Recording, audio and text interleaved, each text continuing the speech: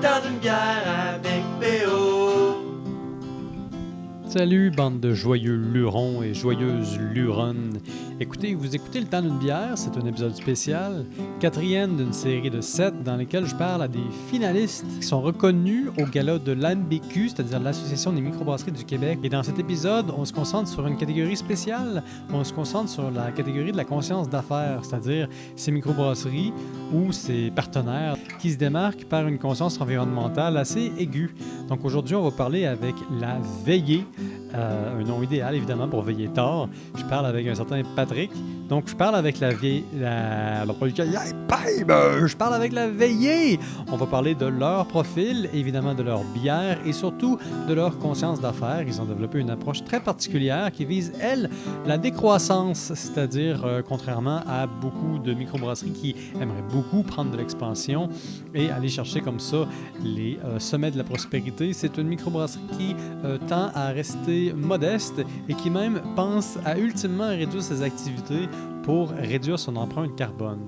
Versons-nous une bière et allons jaser à notre ami Patrick. On a Patrick Lorrain de la Veillée qui est venu pour le temps d'une bière nous jaser un peu en plein milieu du congrès de l'Association des microbrasseries du Québec. Et oui, c'est une longue introduction avec beaucoup de « de », mais ça nous amène maintenant à comment ça va. Ça va super bien. Premièrement, bonjour. Ben bonjour, rapproche un peu ton micro, là, on veut entendre tout ce que tu dis. On peut comme ça. Ouais, c'est ça, tu peux approcher ta chaise Ouais, aussi un en fait, petit je peu. pense que ça va être plus ça. Mets-toi bien à l'aise. Sois confortable. Salut. Salut, bonjour. On est en bonne compagnie. Le monde est plein sourire. Il y a des amis qui se font. Toi, tu es nominé dans la catégorie conscience d'affaires avec la Veillée. Parle-nous un peu de la Veillée. Premièrement, la veillée a 5 ans et demi, à peu près. On vient de déménager. Avant, on était en canne seulement, distribution. Là, maintenant, on a un pub. Donc, c'est tout nouveau. Ça fait 6 mois qu'on est ouvert.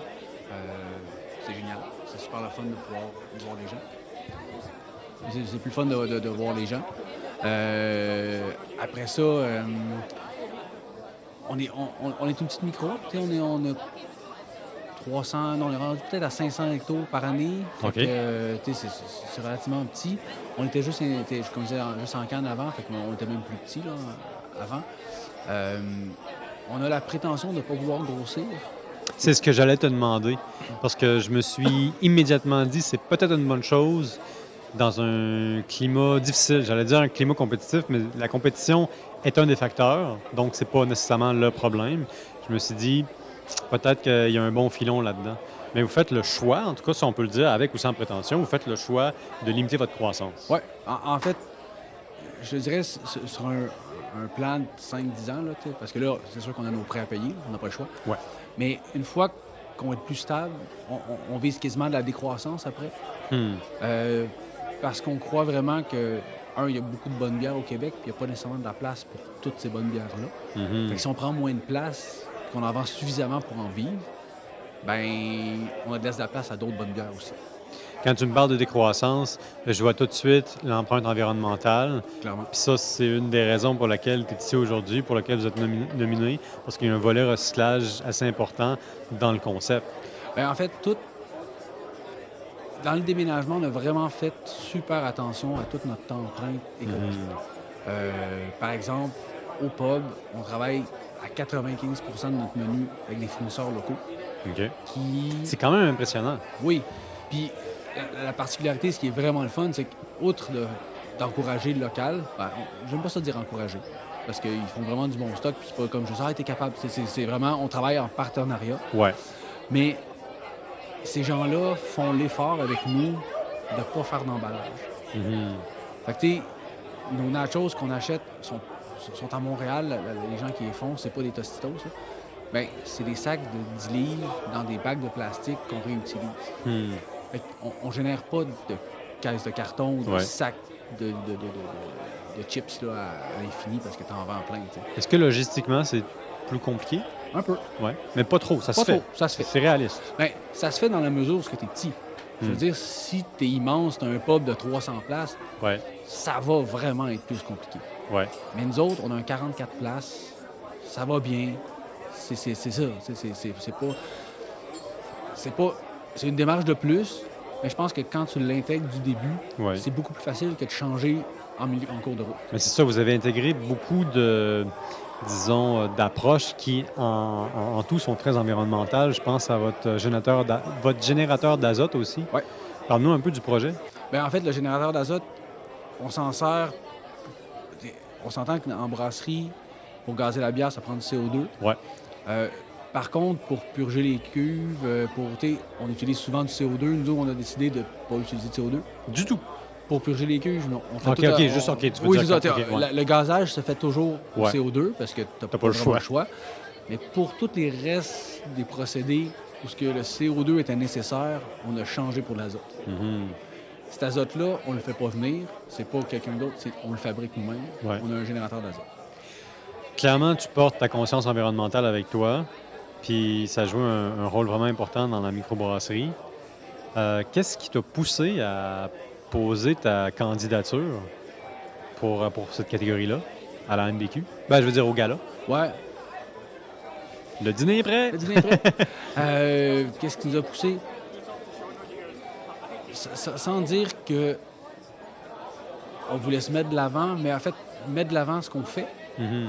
pour que d'autres personnes le fassent. Mhm. De dire, ben regarde, on est petit, c'est pas des investissements si gros que ça. Il y a des affaires qui coûtent rien à faire, en fait. Ouais, Ça vaut la peine de le faire. ouais.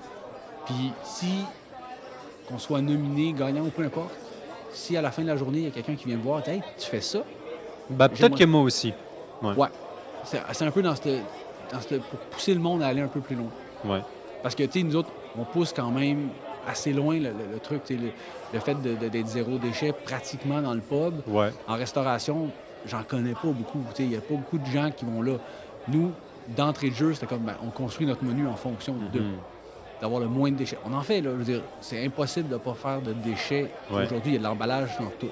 Ouais. Mais pour un restaurant, mettons, je prends l'exemple du mois d'août. Mhm. Cette année, on a jeté un quart de sac de vidange par mois. Pour tout un mois, c'est beaucoup, là. Tu sais, c'est... Ben, je veux dire, c'est peu. Et Non, non, ce c'est peu-là est beaucoup. Oui, c'est ça. Voilà. Fait on a fait vraiment l'effort. Tu sais. On a choisi... On n'a pas de serviettes de table en papier.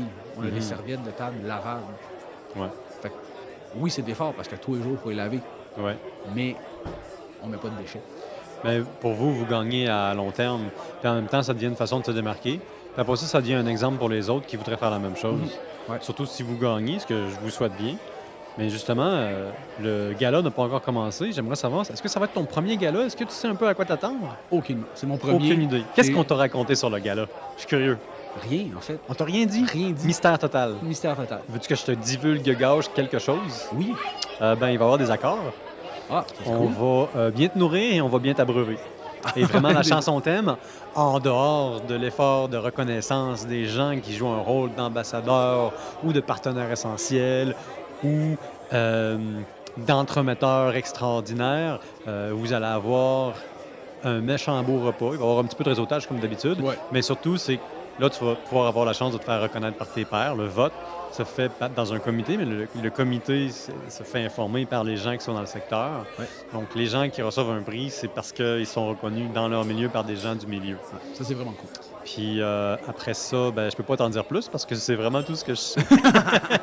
Donc, j'espère avoir pas divulgaché grand-chose, mais j'aimerais conclure sur une dernière question. Vas-y. Le gala de la MBQ, c'est un peu distinct. Il y a, là, en ce moment, on est au congrès. Qu'est-ce que ça représente pour toi, l'Association des microbrasseries du Québec, Ben, c'est en sûr. tant que microbrasserie? Ben, c'est sûr que c'est une force politique Mhm. parce que. Un allié. Oui, parce que tu sais, si moi je veux défendre quelque chose au gouvernement, peu importe, ben j'ai pas de poids. Là. Je veux dire, Ouais. le micro l'a veillé à Saint-Agathe, à part ma députée provinciale de comté, j'ai pas d'accès, tu sais, c'est pas Ouais. très pesant. Fait que ça, c'est cool. Pour moi, l'autre volet, c'est la communauté.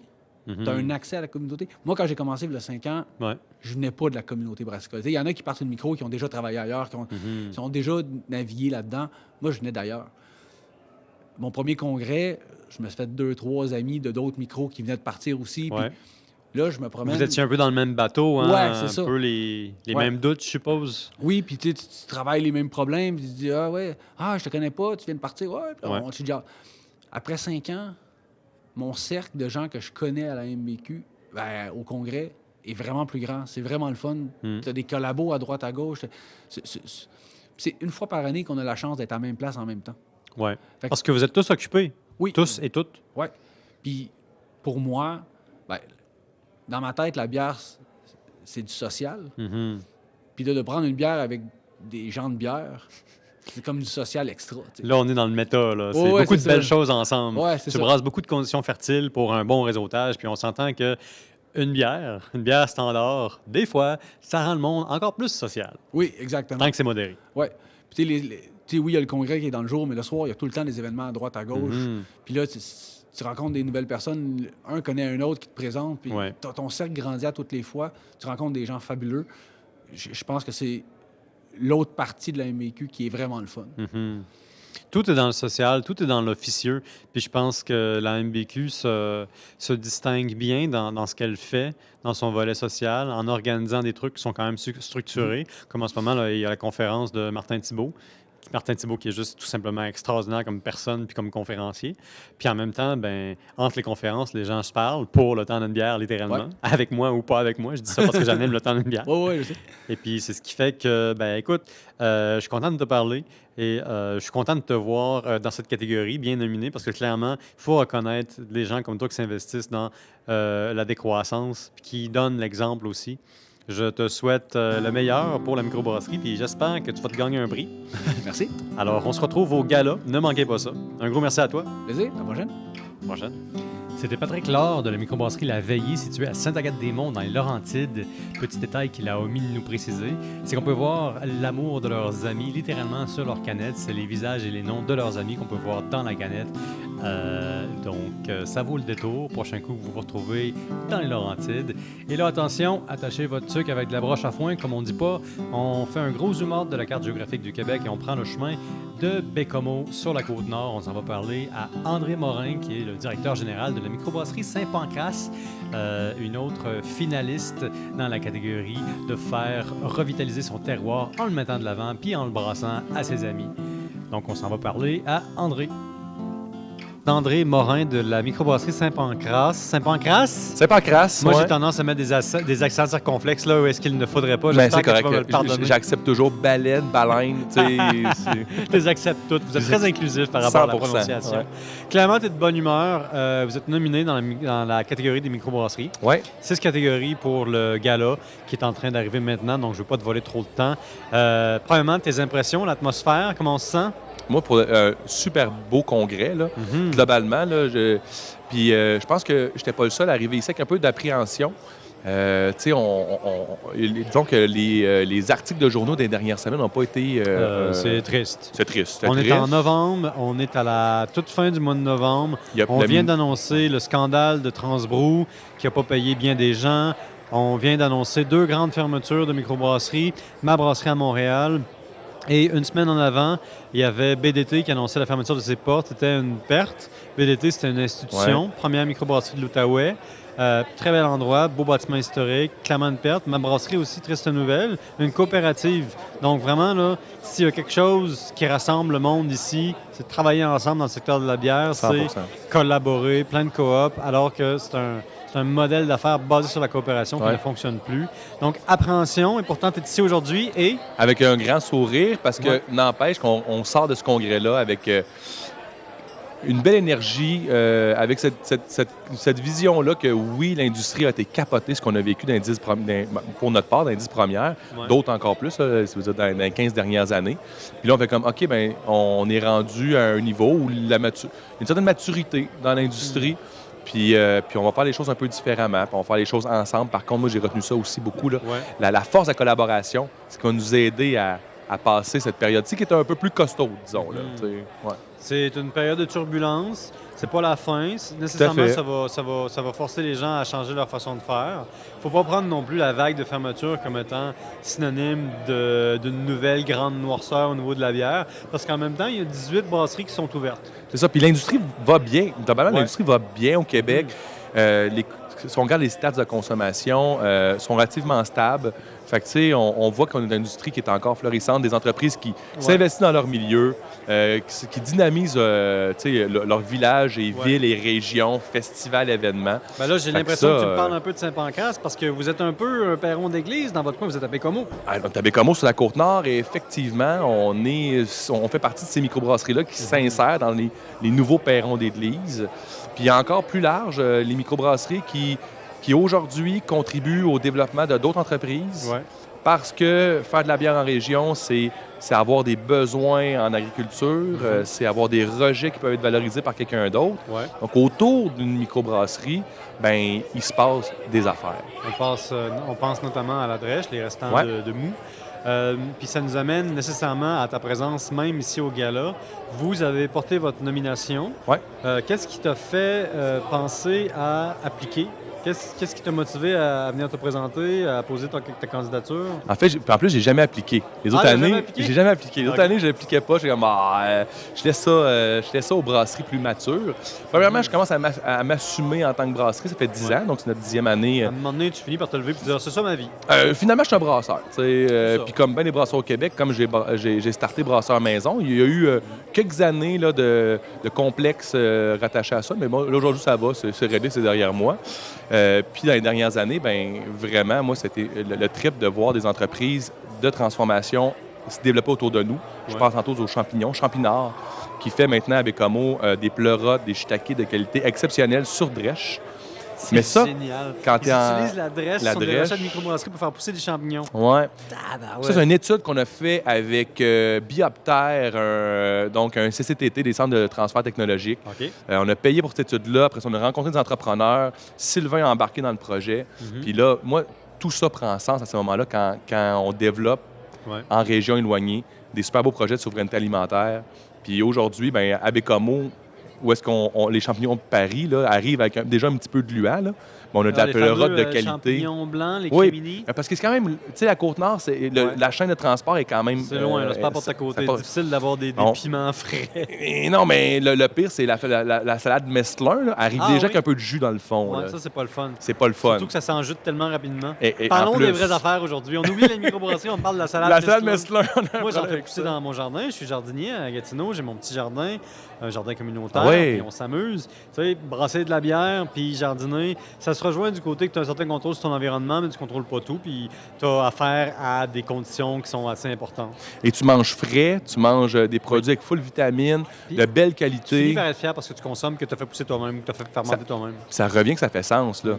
Je veux dire, tu es prêt à payer un peu plus cher le panier parce que tu as quelque chose de qualité. Tu connais les gens qui l'ont fait pousser. Ouais. Puis ces gens-là, ben, contribuent aussi au développement de la communauté. Fait que ça devient un bel environnement de développement, là. C'est l'écosystème du brassage qui brasse littéralement de la communauté. Ouais. Mais je reviens ici, parlant de communauté, à la MBQ, donc l'Association des microbrasseries du Québec.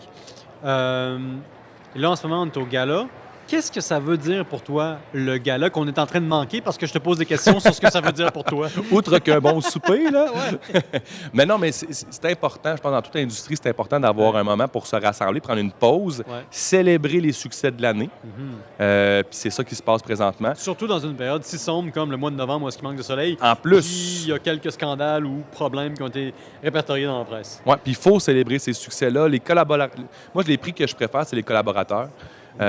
Donc, tous ceux qui gravitent autour de l'industrie, Ouais. puis qui Les permettent... partenaires essentiels. Partenaires essentiels, oui, Ouais. c'est ça. Les ambassadeurs aussi. C'est ce qui permet à cet univers-là à continuer à croître puis à rayonner. Fait que j'ai hâte justement de voir qui cette année va remporter, mais ces partenaires-là sont capotés. Là, Ben, retournons-y, illigo presto. Je te souhaite non seulement beaucoup de succès avec Saint-Pancras, que j'ai déjà goûté, que je sais qu'il est bonne. Ben, merci. Puis j'ai entendu parler de votre bon rôle dans le rayonnement économique de la région. Et surtout, c'est le temps d'une bière. Littéralement, on y Ouais, va, puis on y va. on retourne. Vous serez surpris de voir à quel point le champignon est à l'honneur dans nos microbrasseries du terroir, dans nos microbrasseries. Vous serez surpris de voir à quel point le champignon est à l'honneur ces temps-ci, que ce soit dans dans le menu local ou dans des méthodes innovatives de lutter contre les changements climatiques. Un thème qui est très commun, c'est que dans un univers qui est complètement charcuté par des grandes organisations internationales, les deux font un peu le vœu de plonger leur racine encore plus loin dans les terres du Québec. Et c'est ce qui est reconnu par le gala de l'Association des microbrasseries du Québec. Pour ceux qui nous ont suivis jusque-là, petite note, ce balado est une série de 7 présentée par l'Association des microbrasseries du Québec en marge du Gala de reconnaissance novembre 2023. S'il y en a parmi vous qui sont des passionnés, qui adorent la bière, qui contribuent à leur façon à l'avancement de cette magnifique industrie locale, je vous invite à vous nominer vous-même pour l'année prochaine. Qui sait, peut-être que vous retournerez chez vous avec un beau petit prix. Pour les autres, et pour vous autres aussi, si vous nous avez suivis jusque-là, si vous aimez notre contenu, likez-nous, abonnez-vous, parlez de nous, partagez l'évangile du temps d'une bière. Et surtout, restez avec nous pour d'autres épisodes croustillants sur l'histoire complètement hallucinante de la bière, de l'alcool et des drogues, de l'Antiquité jusqu'au temps moderne.